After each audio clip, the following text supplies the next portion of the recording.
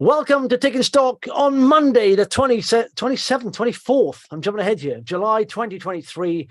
John's with me. All right, John. Yeah, not bad. How you doing? We just had a hammering down of rain. What's happening to the weather here? It's very changeable. Saturday, 12 hours it rained for, didn't it? It was horrendous, especially if you're into the cricket. Absolutely disastrous. Okay. Are you into the cricket? I'm not. I am into the cricket, and it was an absolute washout at Old Trafford, and we lost the Ashes. Basically, we didn't win the Ashes. Okay. Right. Shocking if you're a cricket fan. Yeah. Well, let's share the screen. Let's look at the state of the markets this morning. FTSE is up. I say it's up. It's hardly up, 0.09%. And everything else. So, in fact, the FTSE 250 is okay, 0.29%. But the AIM share is down.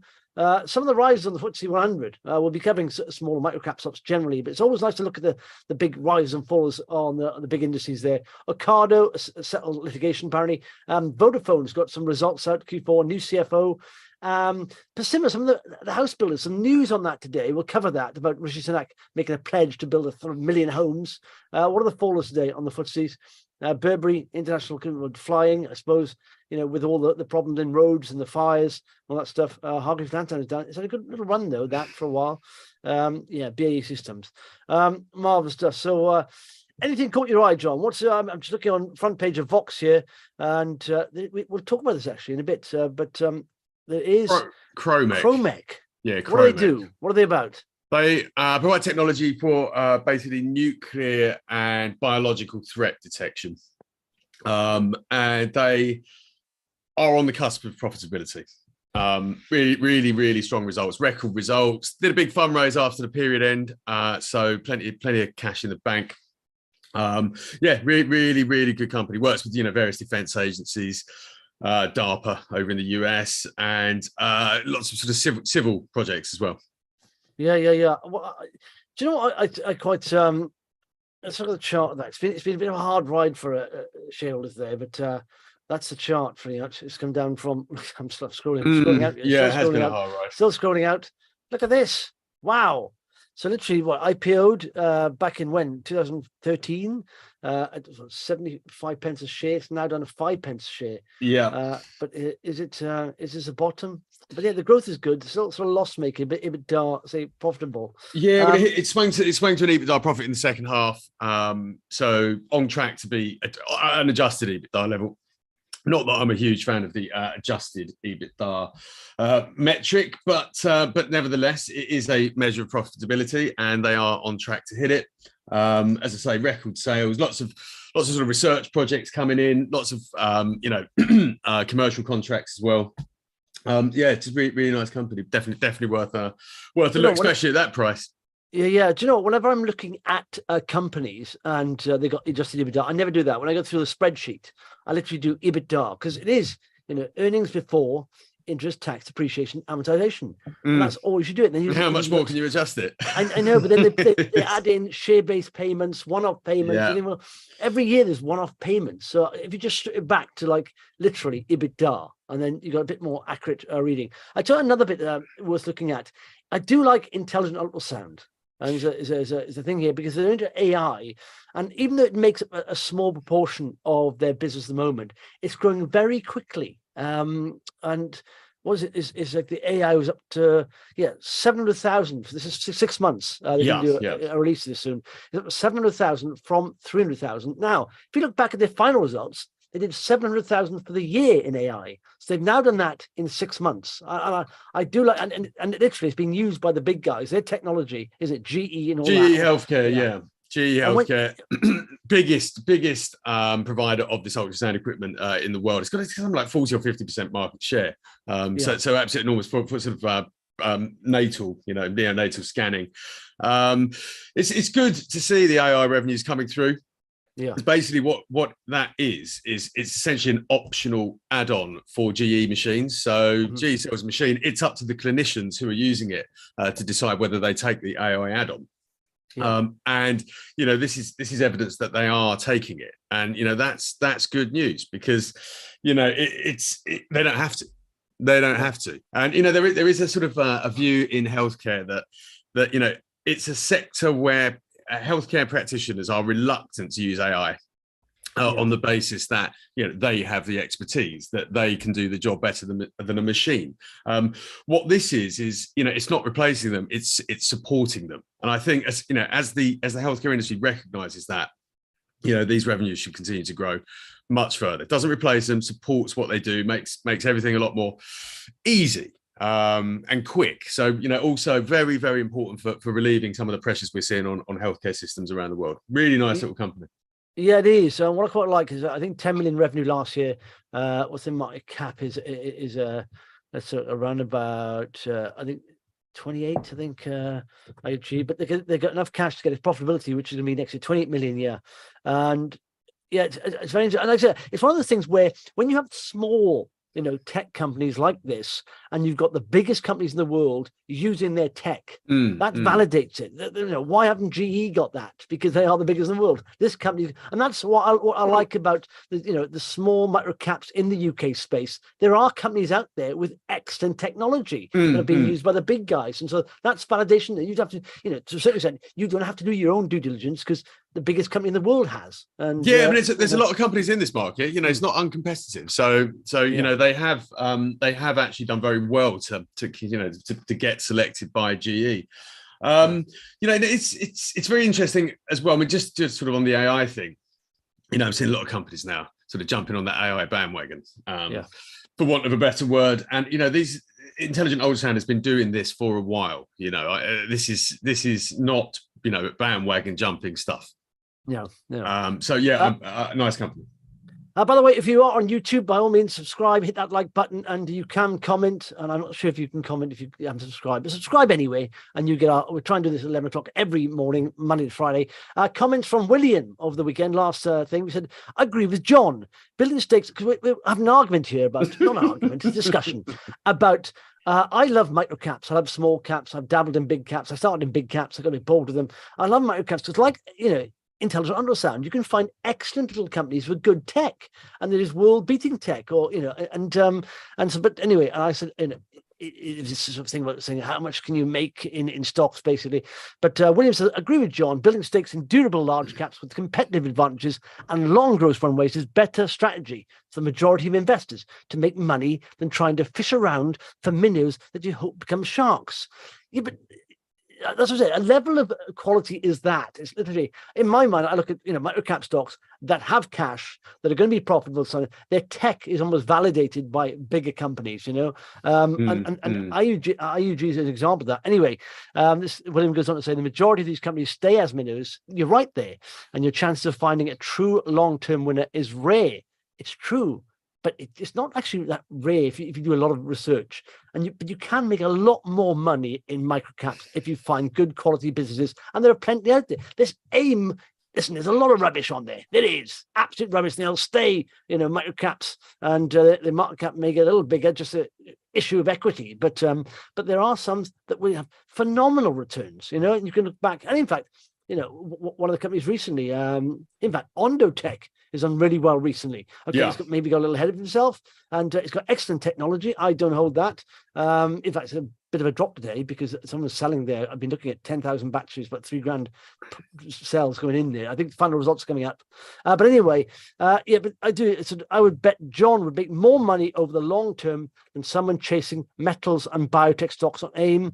Most of the latter are hobbyists that tend to overtrade and don't have a temperament for investing, which should be boring and not about chasing the latest fads and momentum stocks. But one thing, William, let me say one thing. It's not all or nothing. You can do a bit of both, like you say, and I said last week about having a fund and using your age, half that added to your age, and that's the percentage of the fund, a well-diversified, low-cost fund, and then looking around for good businesses, because investing, in my mind, is about investing in exciting businesses, and I find microcaps very exciting with good tech. I don't touch sort of miners and all that now, and old drills and all that stuff, but technology I love, and I think if you can find really good businesses, it really, I don't know, it makes you enthusiastic about investing. It is about businesses. It's not about trading. It's about good businesses. And that's it. I think if you want to be, someone who digs around for interesting small tech shares, you've got to really have the time to be able to do it. I think that's why William mentions the word hobbyist, because it becomes a hobby. It's the thing that you're interested in, and research takes time. To give yourself the comfort factor. I like a bit of both. It isn't all or nothing, but I do believe that you need to have some kind of ballast for your portfolio, and that actually small caps would tend to be I would call it fun money, around the edges, the sort of satellites that as you say could deliver huge returns. But I do think that portfolio ballast is massively important. Yeah. But also, there's no. I mean, if you do your research and find a winner in microcap stocks, don't lose that profit. I've done that in the past many a time, and I think there's no way. I've been up like over 100% on some stocks, and I've gone on to make a loss on that company, and that is just ridiculous. I shouldn't have ever done that, because any kind of gain of that, you should put some kind of stop loss in, or just take your stake out or whatever. Take your slice, top slice. Exactly. Keep your stake in it. One more comment on Ondo, by the way. Let me share the screen here. I'll show you the volume you're going through today. And it is a lot of volume. And I think it's over average daily volume. And what's the volume here? Normally 1.1 million, and 1.5 is done already. And we are 11 o'clock. Like I said, if you scroll down, there are these 10,000 batches going through. Where were they? But there's results there. I like this company, but in my mind, I'm not quite sure of where their funding position is. I had a look at this on the basis of that comment. And earlier this month... Well, in fact, let me say what the comment was. He said, Alistair said, there are no funding issues at Ondo. You've missed the boat big time.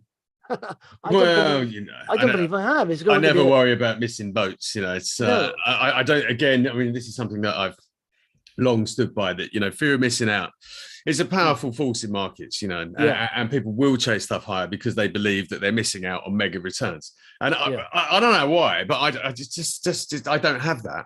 It never bothers me. That means you're an amazing investor. That's why you're a superb investor, John. But can I say one thing? I mean, in my mind, first of all, I haven't missed the boat. I like Ondo a lot.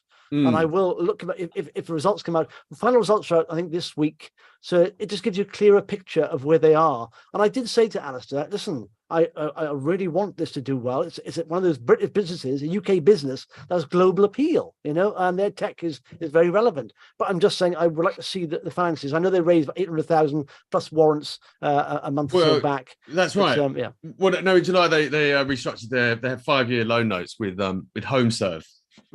Which is their largest shareholder, and that essentially, as the commenter rightly suggests, there isn't a funding worry. This gives them the working capital to fulfil the contracts that they have won in Denmark. I think it is Denmark, Sweden, the UK, the USA, and actually, we know that this is a good market because.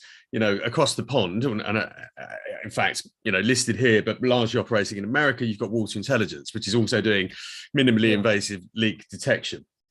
And they've got some news out today. They're buying up all their franchisees. So they rolled the business out as franchises across the US, and they are blanket coverage of the US now. And now they're buying back those franchisees because they can make more money that way. So there is a precedent for this type of technology to be successful in Water Intelligence, and you've got to think that Ondo's heading down the same path. And I don't think there are any funding issues at the moment.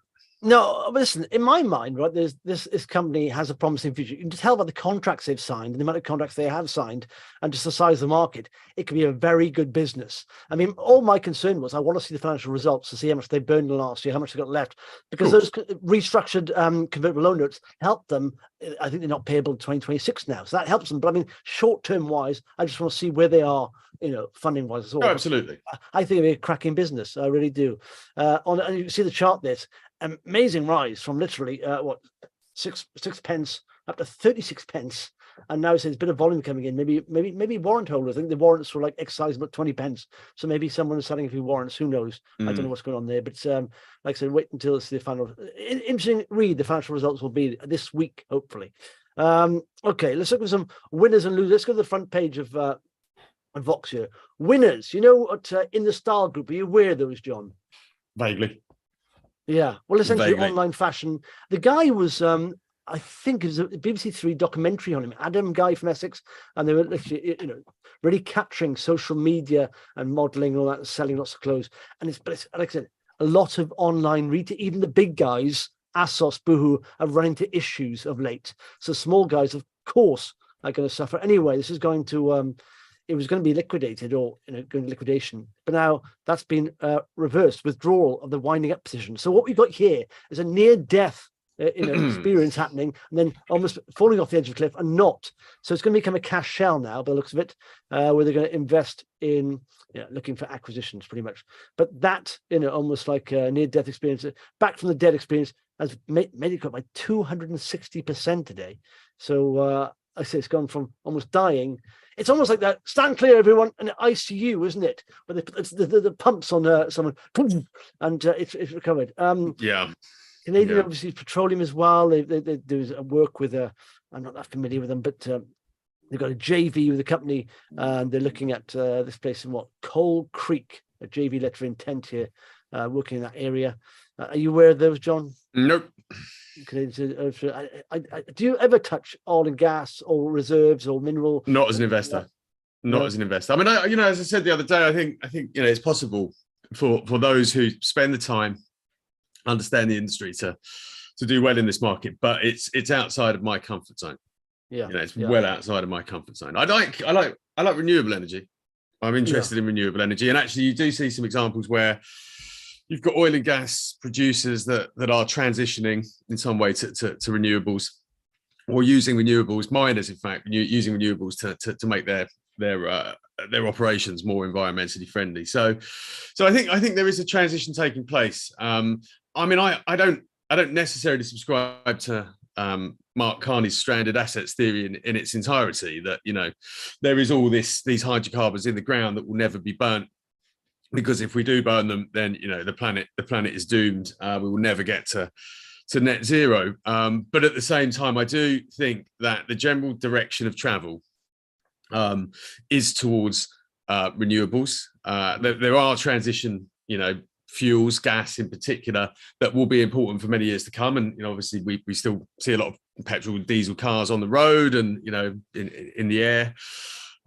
Planes need hydrocarbons to fly at the moment, but I think the direction of travel is one way. So I don't want to be exposed to this sector, really.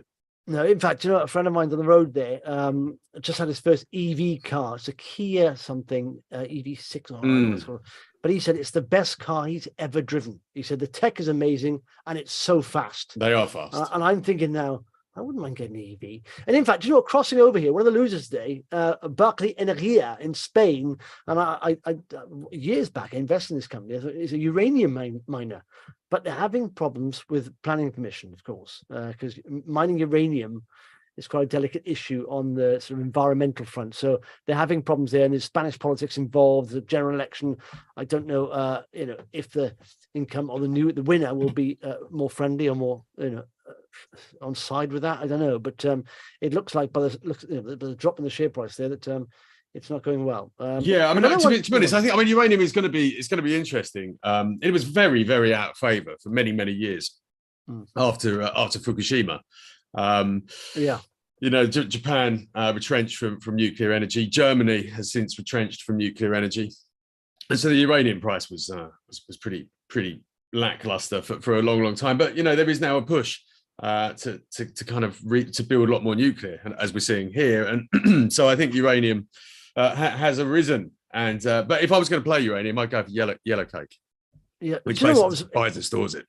Okay, do you know I saw a tweet on the weekend about amount of power exerted by 1 kilogram of materials, and they went through several materials, and one was like wood, and you can power a light bulb. I think I don't know, 100-watt white light bulb or something, and so 1K of wood would power a light bulb for 1.2 days. All was like 4.4 days, and then it had uranium 25,000 years.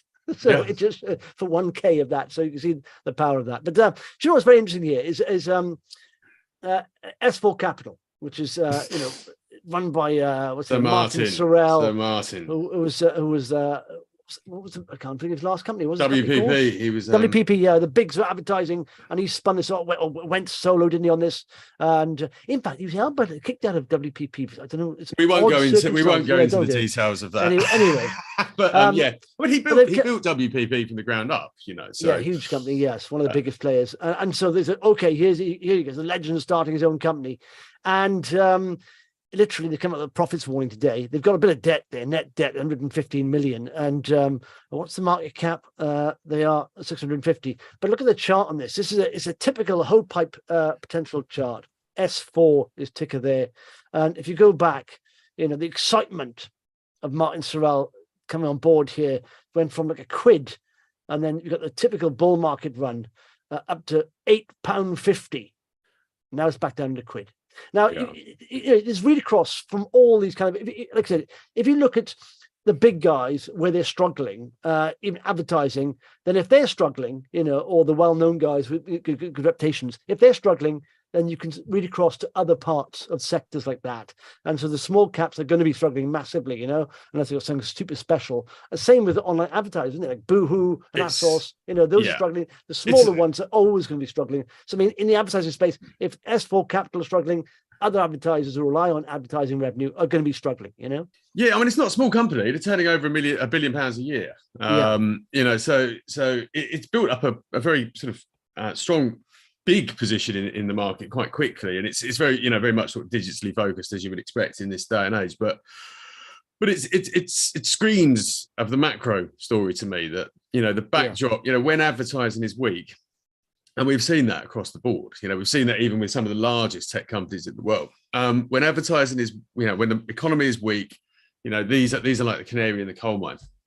You will see advertising markets are weak. It gets cut quickly. Marketing budgets get cut because essentially they're a bit of fat that companies can trim, or they're seeking much improved efficiency from advertising. So it's as I say, it screams at a macro backdrop to me. Yeah, absolutely. But maybe you want to watch though when the market turns, it could get back up towards those highs. Yeah. Another analyst worth looking at, apart from Intelligent Ultrasound, I think is Mind. It's a very interesting company. They use the latest psychology and behavioral science to transform how people think in the workplace, corporate level, sort of mind think. But it's always interesting when you see the founder and CEO put a big chunk of stock in buy a bit of chunks. And this guy here, what's his name? The founder Sebastian Bailey. He bought about 290 grand worth of shares. What is this, today or yesterday? On 20th of July. And so you think, okay, and he owns 10% of the company now. So he's got a bit of skin in the game. But it's literally, had during COVID, of course, lockdown, they couldn't do all these. They were COVID. They were largely doing, one-on-one personal meetings with people, and they couldn't go into offices, of course. So it took a massive hit. But look at that. That's come from huge £8.50, really dropped down. And I think maybe listed there actually, but it's gone nowhere for ages. Now it's down at 48p.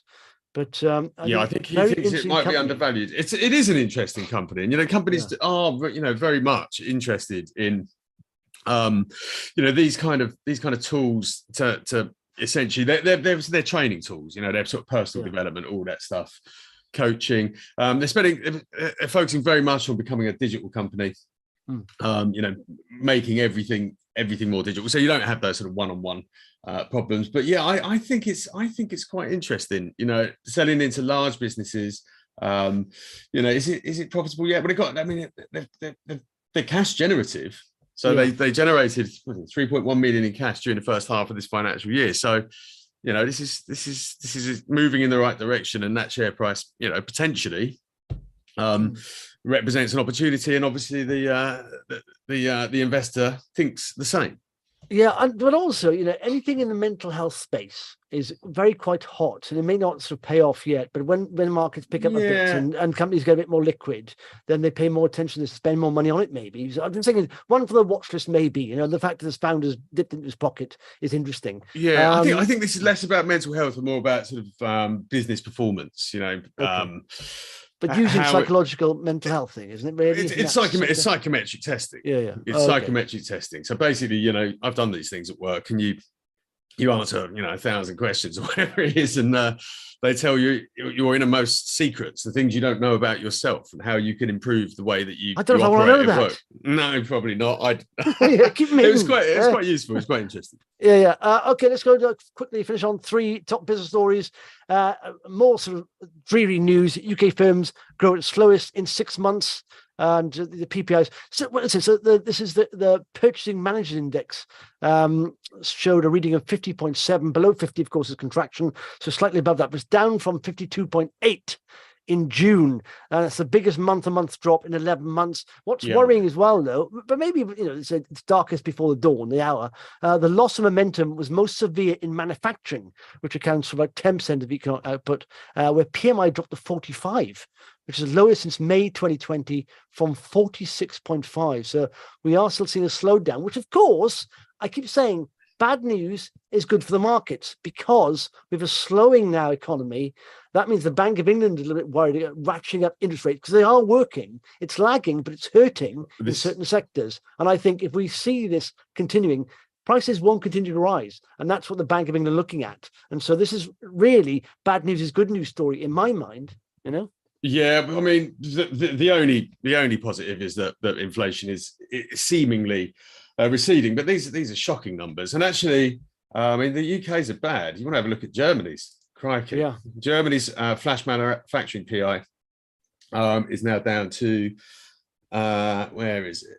It's really 38.8. Is it 38.8? Well, looking at the chart here, this is a bond, 2-year bond, of course, based. This is where the money markets believe the interest rates are going. But if you look, we peaked out there, and it's starting to roll over now, and it's down like 2% a day. So that's a sort of goodish sign in the markets. But so it's ugly. It's ugly. The economic news out there is pretty ugly. But I keep saying the markets have known this for we're at all time. 2016 lows on AIM, apart from the dip for COVID cash for crash. So true. We are pricing sort of in sort of thing, Well, I sort of go back to this pricing in idea. I mean, if the expectation for say German PMIs was above 40, and then you get a 38.8 reading, that's not priced in. No, hang on a second. Yeah, 2 different things. Economists are not pricing it in because economists always get it wrong. They're rubbish. No. The market is sort of pricing it in. Market is not pricing. It's not pricing in where the readings are worse than expected. The market is pricing in the consensus, and then when things are worse than the consensus, that's not priced in. Yeah, but all the indices are up, and all the indices are off their lows. I mean, they haven't revisited their lows. I mean, so that's what I'm saying. So the indices are not revisiting lows on bad news. When that happens, when you get bad news that's beyond expectations and the markets don't go to new lows, the markets, like I said, AIM also has been selling off for 18 months. It's it's pricing something in. Anyway, Sunak, good for home builders maybe. Before election, he's trying to get some votes here. He commits to 1 million new homes promise. So that's that. What's he going to do? What's he going to do? Put his wellies on and his hard hat and go out and build them himself? I mean, him and Michael Gove apparently. Michael Gove's announced something today. And finally, I just logged into a Twitter account and. It's novelty, it seems to me. Elon Musk has changed the brand of Twitter. The bird's gone. There's an X sign, and he's now wants people to refer to tweets as X's. I'm going to send out an X and a post. I X'd that today. It doesn't even work, does it? You can't say it properly. It's just like novelty. I think he's bitten off. I think Twitter is not his area of competence. It's like Warren Buffett says, stick with the area of competence. He's a genius, the guy is. I know, but in Tesla, PayPal, maybe Twitter, you can't really control it, It's one step too far. Are you cared about that, John? No, not at all. I care about it as much as I cared about Facebook launching Meta. Not Meta. What do they call it? Threads is the worst version of Twitter. Anyway, no, I don't care about this. We're going to do a 11:30 hard stop. Interviews next. Yeah. So thanks for that. If you tuned in, don't forget subscribe, like, share, and we're back tomorrow at